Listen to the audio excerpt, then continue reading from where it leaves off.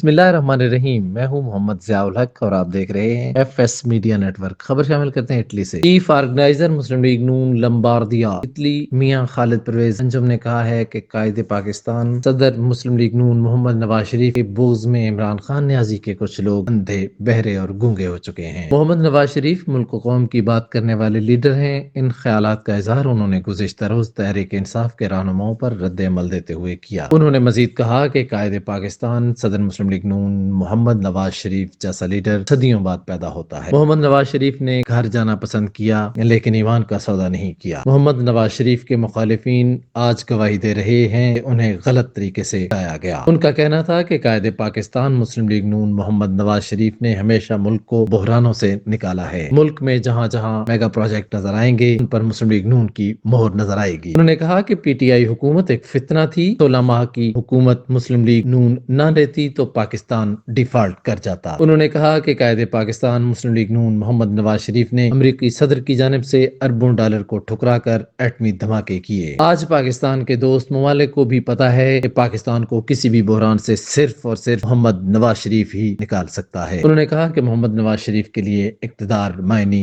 नहीं रखता। वो हमेशा पाकिस्तान की आवाम को खुशहाल देखना चाहते हैं। सब्सक्राइब कीजिए एफएस मीडिया नेटवर्क और देखते रहिए ताज़ा तरीन तबसरे और खबरें।